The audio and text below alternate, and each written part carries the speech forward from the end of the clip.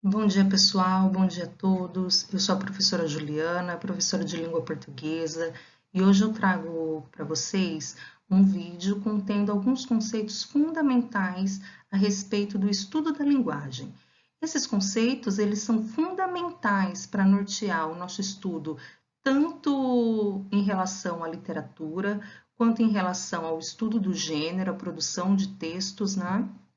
Quanto ao próprio estudo da gramática normativa da língua portuguesa. Muito bem. O que significa, então, linguagem? A linguagem nada mais é que todo meio, qualquer meio sistemático de comunicar ideias a alguém, através de um código. Então, nós temos a linguagem como um código utilizado pelo ser humano para expressar alguma mensagem.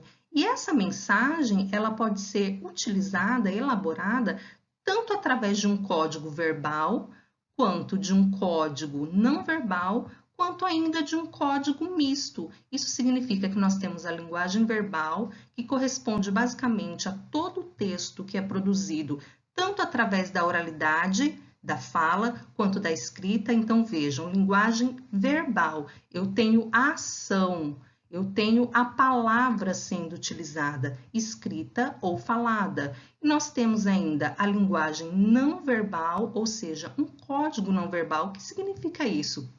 Significa exatamente os exemplos que nós já vimos na apostila aprendizagem. Os textos construídos através da não utilização de palavras.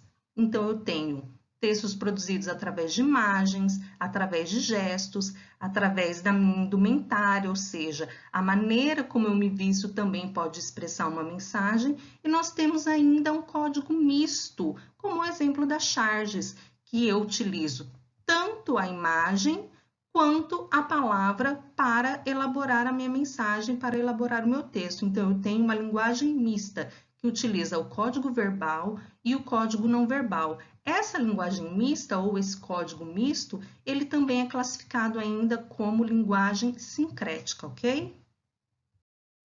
Em relação à linguagem verbal, ou seja, ao código verbal, ao texto produzido por meio de palavras, tanto ditas, tanto faladas quanto escritas, nós temos ainda uma classificação, ou seja, a linguagem verbal ela pode variar enquanto linguagem verbal formal e linguagem verbal informal. Essas duas variantes, embora possuam o mesmo intuito, né, o mesmo objetivo, que é comunicar algo a alguém, elas dependem totalmente da adequação. Então, eu vou adequar o meu discurso com base no contexto comunicativo em que eu estou. O que significa isso? Significa que a todo momento nós fazemos adequações em relação ao uso da linguagem verbal. Quando eu estou, por exemplo, trabalhando, ministrando aula, a tendência é que eu utilize uma linguagem formal, que significa aquela linguagem que tende a seguir as regras da gramática da língua portuguesa. Agora, quando eu estou em um espaço que trata-se de um espaço informal, sobretudo quando os interlocutores são próximos, têm um certo nível de intimidade, a tendência é que eu utilize a linguagem informal. Como assim? Se eu estou na minha casa, se eu estou próxima a amigos, eu não preciso seguir uma norma muito rigorosa na construção do meu discurso, na construção das minhas mensagens. Por isso, nós dizemos também que a linguagem verbal ela vai ser adequada de acordo com o contexto comunicativo entre linguagem formal e linguagem informal. Então, vejam, a linguagem formal e informal são duas variantes linguísticas. Isso já significa um ponto importante, que a língua ela não é estática, ou seja, a língua varia de acordo com vários fatores que nós falaremos posteriormente, mas já adiantando, a língua varia em relação ao contexto, a língua varia em relação à idade, ao nível de escolaridade, a região, dentre outros. Então, são duas variantes linguísticas que possuem o intuito de comunicar. Contudo, a sua utilização depende do contexto em que os interlocutores estão inseridos. É muito importante e necessário que o falante saiba adequar o seu discurso aos contextos comunicativos. E é exatamente pelo fato de que nós precisamos adequar o uso da língua aos contextos comunicativos, é que nós precisamos falar a respeito desses conceitos básicos e fundamentais da linguagem. Muito bem.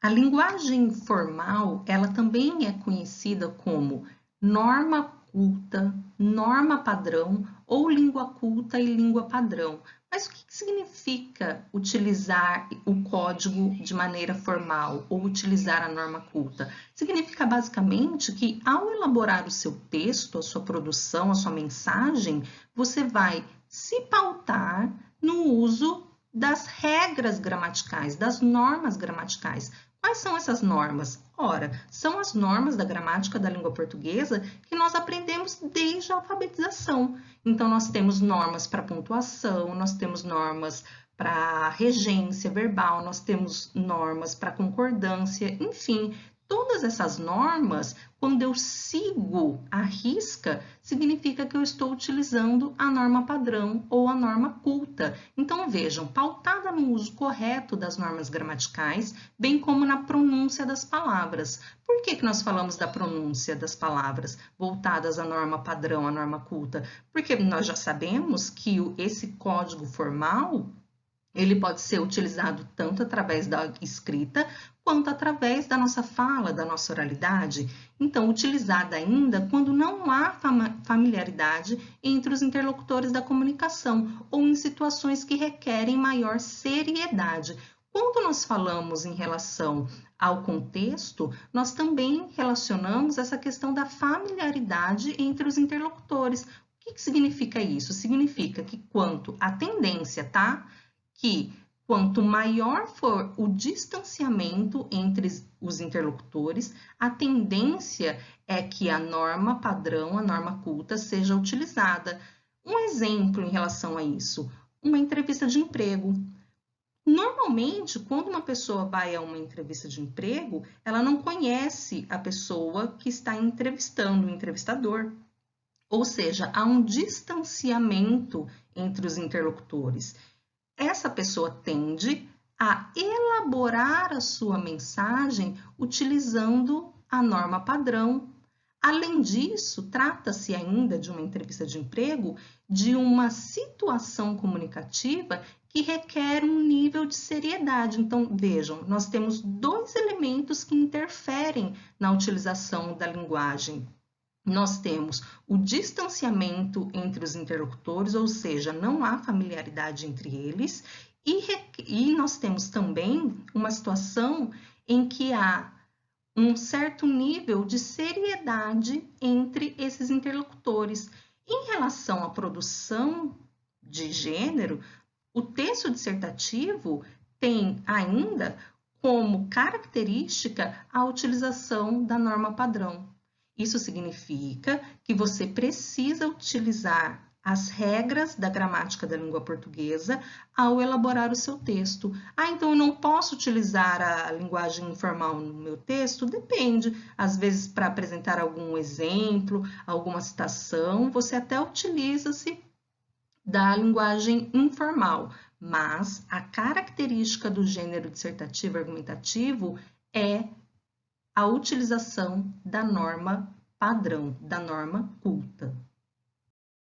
Por outro lado, nós temos a linguagem informal, conhecida também como norma não padrão, ou linguagem coloquial, ou ainda linguagem ou norma arcaica, representando a linguagem do nosso dia a dia, do nosso cotidiano. Aquela linguagem em que não há uma preocupação com a elaboração do texto voltada às regras da gramática. Então, vejam, representa a linguagem cotidiana despreocupada com as normas gramaticais, utilizada na comunicação entre amigos, familiares ou pessoas próximas, utilizando diversos elementos informais, como as gírias, abreviações, neologismos, estrangeirismos, figuras de linguagem, entre outros.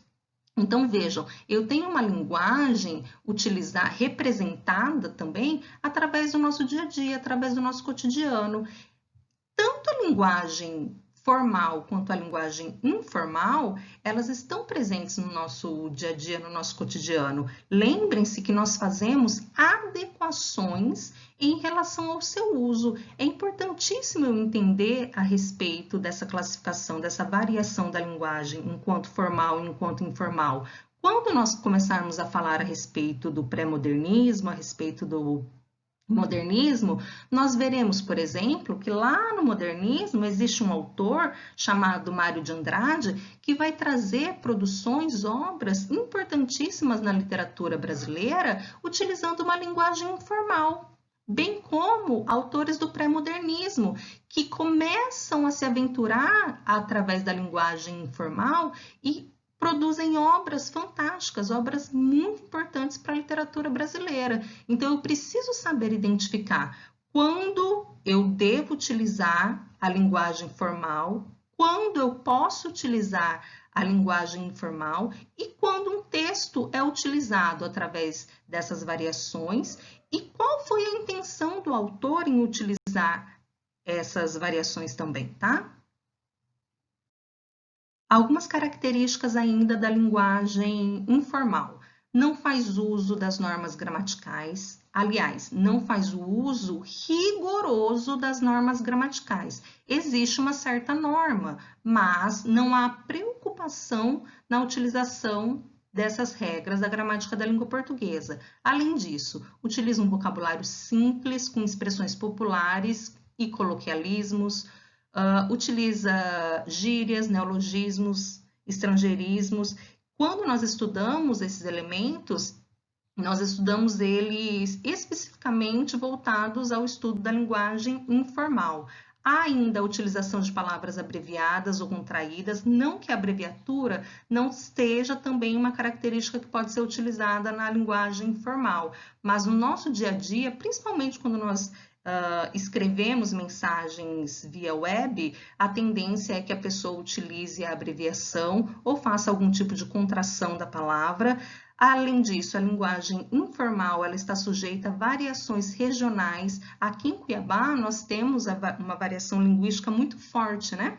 Que é o linguajar cuiabano. Então, essa variação voltada à cultura, voltada a questões sociais, também está relacionada à linguagem informal.